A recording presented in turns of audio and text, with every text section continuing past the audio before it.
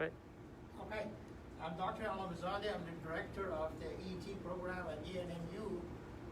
Let me show you the lab and the facility actually that we have here for the program.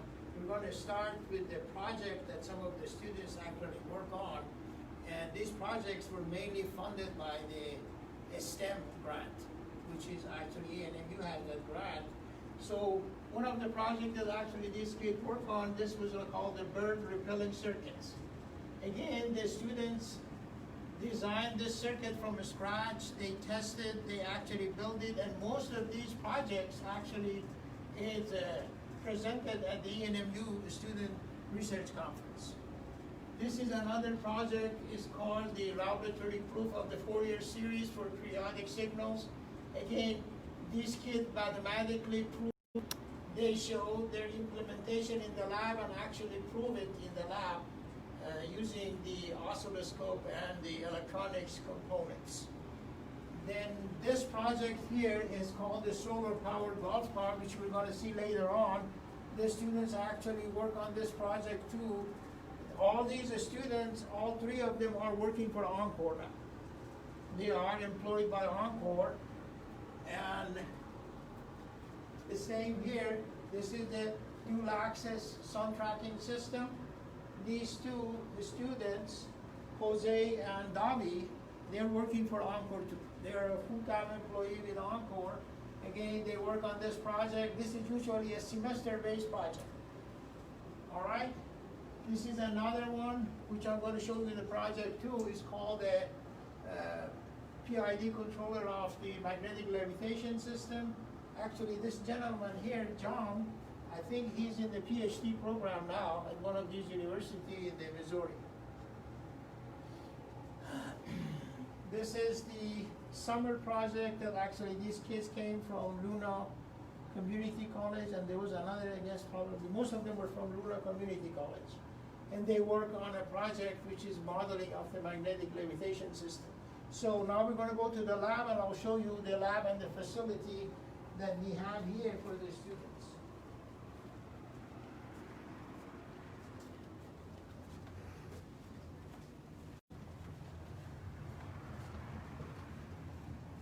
We basically have two over here.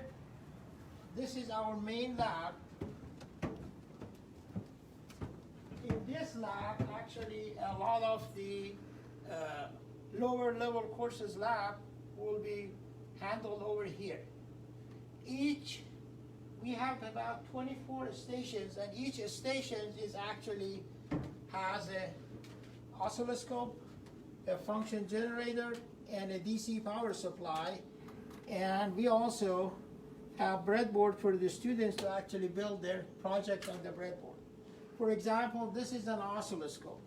This is a function generator who can actually generate different kind of the frequency signals. And this is a part of some of the ET courses, like a circuit analysis too, that the students actually will come here and do their labs in the lab. Now, this is usually used, this is a DC power supply, usually used for the ET 110, and also the upper level courses, which basically provide the DC power supply, and it's variable. You can actually adjust the voltage and also adjust the current. All right, so we have 24 of these stations over here, and the students are in their own station do their labs. This is like a multimeters that also we give to the students for measuring the voltage, the currents, and everything else. And as far as the part is concerned,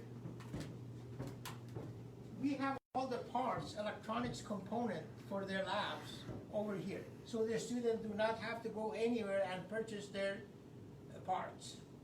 We charge each student about $25 lab fee, and we provide all the parts.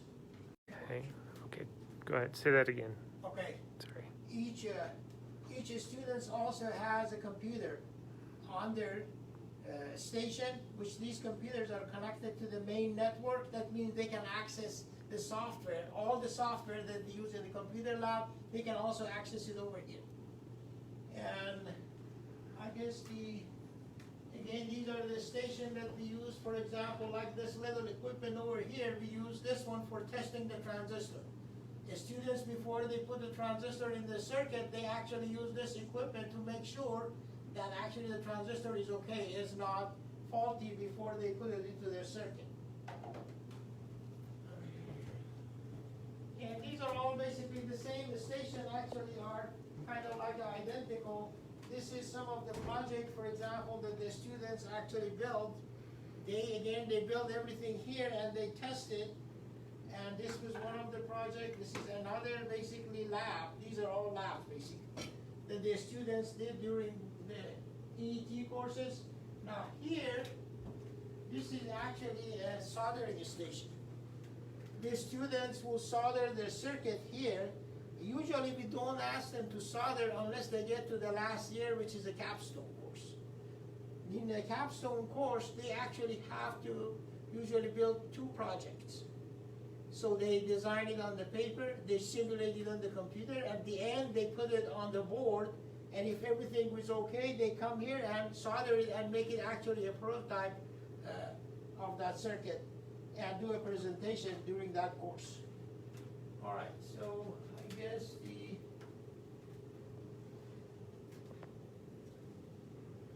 this is like one project. This is a capstone project that this kid actually worked on, and he was working on actually some kind of like a thing for the visually impaired people. And he put it actually together and presented during the capstone course.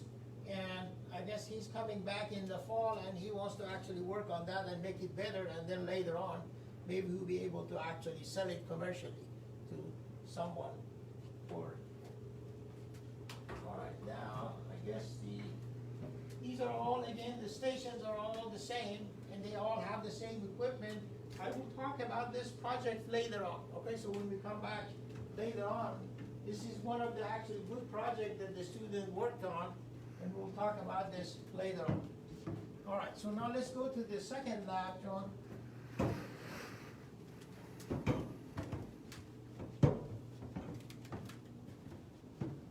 This lab is mainly for the upper level EET courses. So like for example over there, we're gonna get to this later on. This is for EET 302, which is called Industrial Electronics. Now, one of the things that we have over here is called the Wind Lab. And this one was actually purchased through a STEM grant from the STEM office here. And we use this one here for the EET 402, which is the Renewable Energy Technology #1. Now, this Wind Lab actually is designed to convert the air that basically comes through this wind tunnel. This turbine will convert this into the electricity in A, phase B, and phase C, and you can adjust the load, and you can adjust the current, and you can also adjust the speed. So now let me show you this.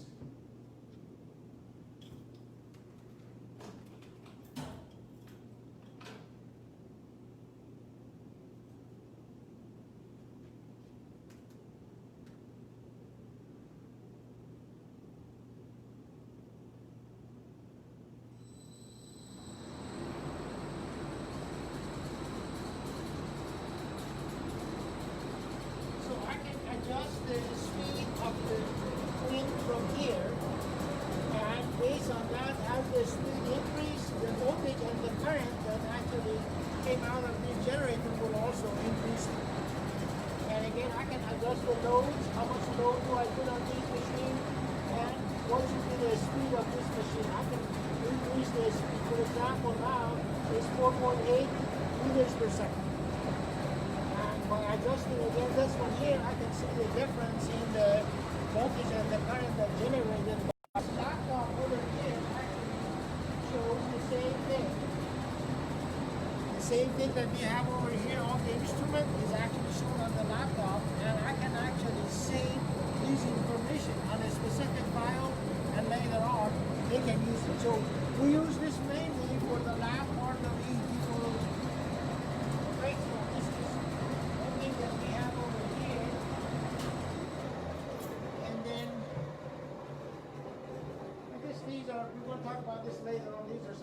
project that the students did. This one here is called the PLC, Programmable Logic Control. Almost all the process control industry, they use this for automation. So we teach the kids how actually to program this in EET 402, which is Industrial Electronics. And the students actually, by gaining this experience, the students will be able to work, for example, for the cheese plant. Because they have 10, 12 of these, and the entire basically operation at the cheese plant is automated through this PLC.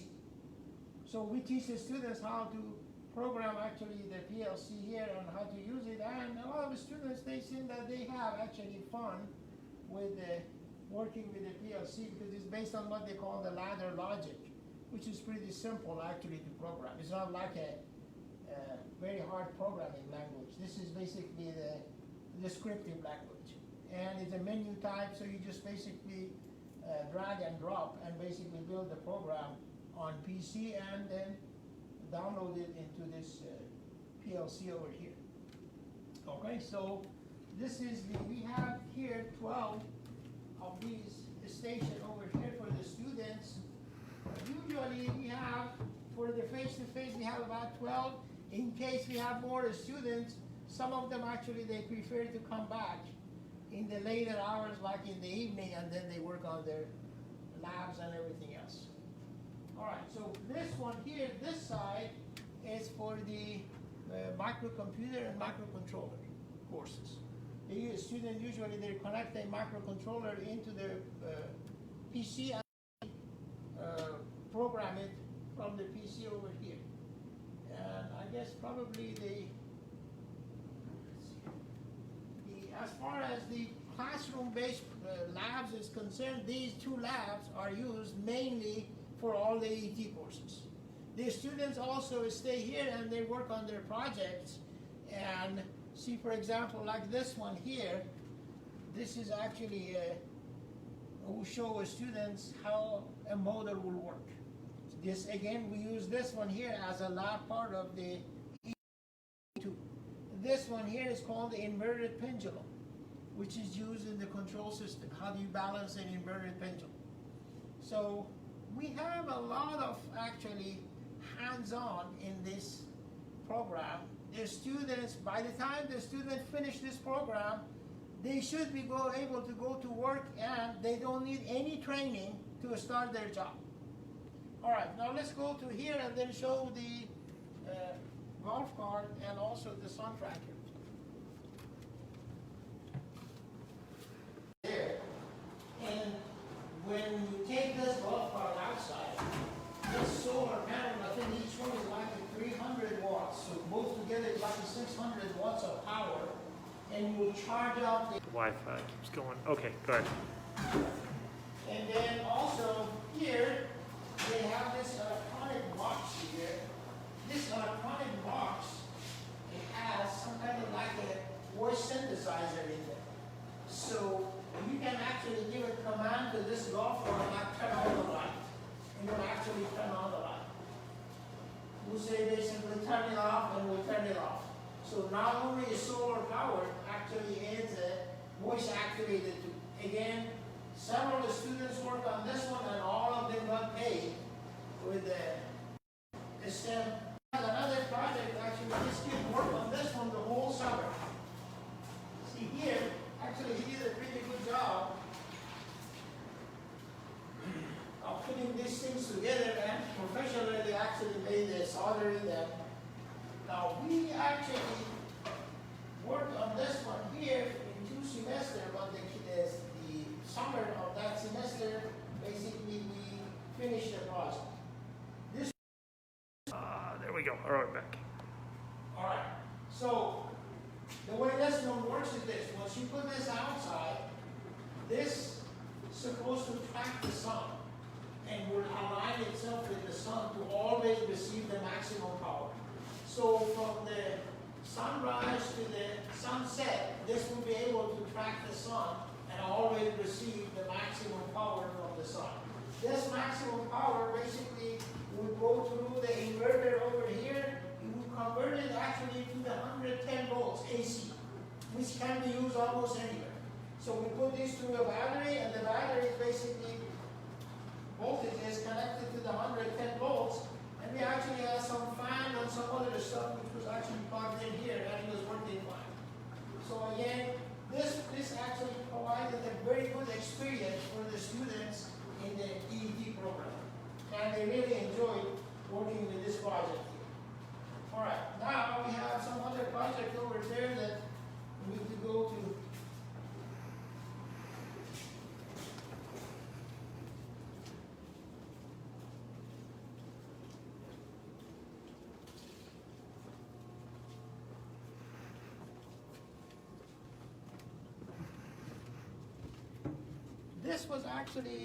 This project was mainly done through what we call we offer one course here, it's called feedback control system. So the students actually who worked on this project, they already had the course, and we designed everything from scratch. So the idea here, I guess the high school kid came here and then they play with this sensor and it's not working now, but the idea is this: when you have this ball at a certain distance from the coil, the ball should levitate. We already have a video of that in that site, so you should be able to go and see it there when this one was working. One of the students who actually worked on this one here, Robert Jimenez, he's working in Sandia Lab now. And he did a pretty good job again. We designed everything from scratch. We built this first on the paper, then on computer. At the end, he came here and tested it out and make sure everything works. And all the engineering projects usually is like that. We had a lady actually, she works for the Lockheed Martin now. She went to Washington, D.C. and presented this project. And this project received the first award in the nation as far as the engineering program is concerned, engineering project. So this was one of the projects that actually we worked on. Now here, I'm going to set up these for probably next spring. The students, it's going to be divided into the groups, and each one of them, like each group is gonna work on these. This is like a coil.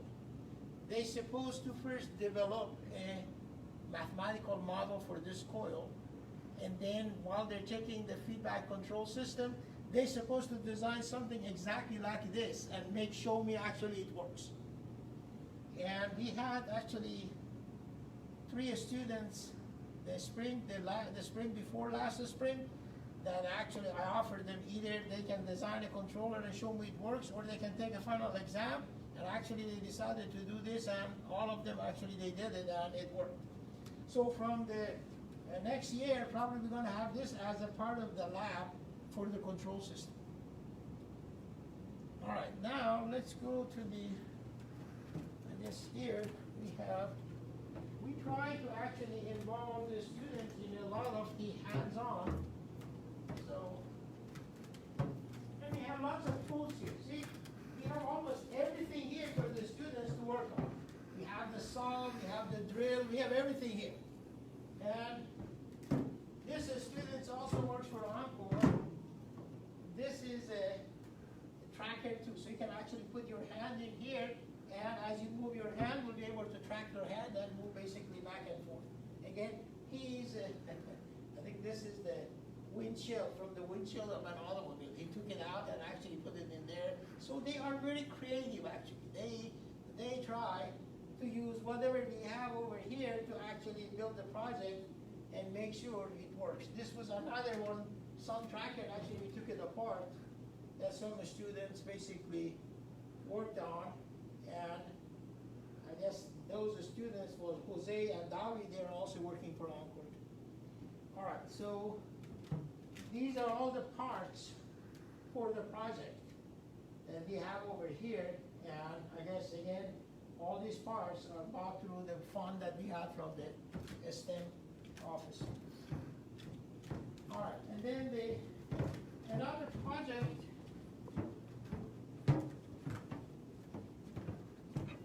Another project that actually the students worked on is this one over here.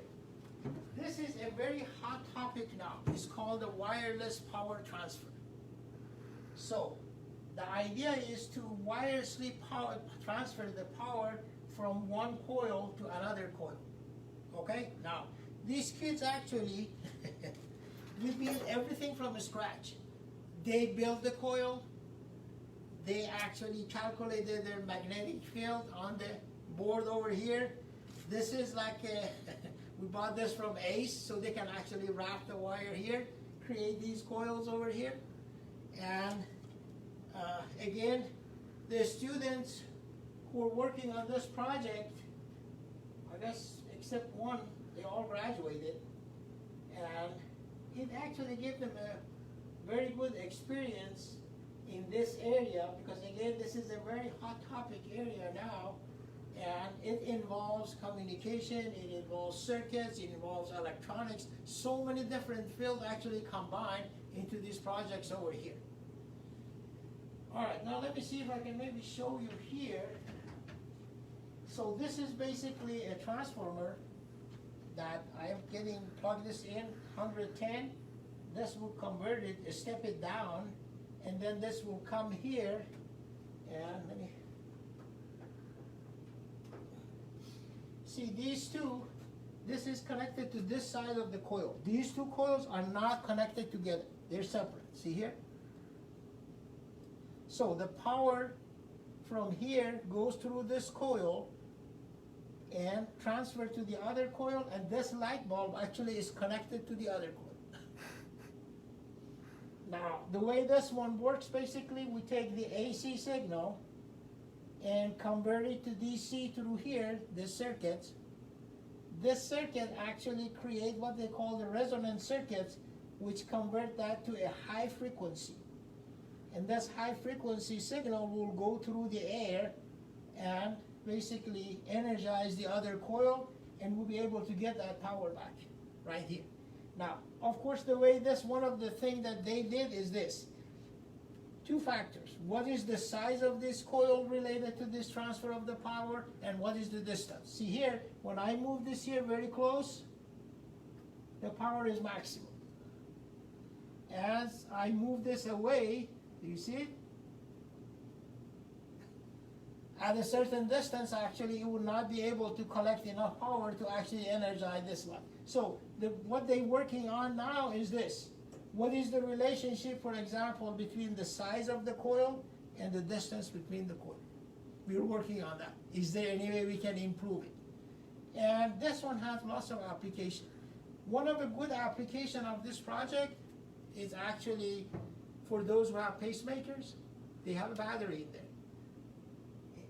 If you want to charge up the battery, all you have to do is just put the coil on here, and actually the battery inside their body will be charged up, so they don't have to go through an operation to take it out, put a new one in there. And also basically on the electric cars. Nowadays, they try to build some kind of like the electrical stations, so you can actually put these coils under a pad.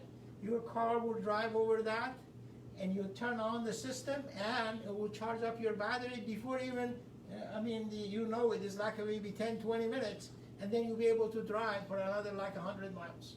So this, again, this one here has lots of application, and another good application, I'm sure everyone is familiar with, is cell phone charger.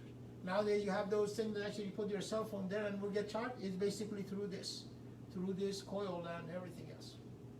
All right.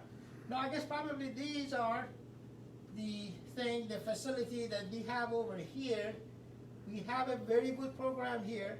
It involves a lot of hands-on, and sometimes the parents, one of their main question is this: does my son or my daughter needs to go through a special training to actually get a job? No, we actually train the students over here. Once they finish their program, they are ready to join the workforce and start their job.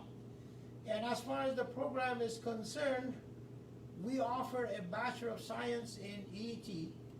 We also offer a Bachelor of Science in ET with emphasis in renewable energy. Another Bachelor of Science ET with emphasis in computer engineering technology. We also offer 3 different BAS degrees with different concentration.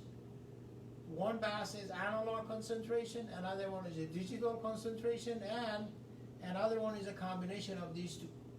These BAS degree usually is designed for someone who already have an AAS, or you have enough technical credit hours that can actually come to the program, and is mainly focused on 1 or 2 area of electronics.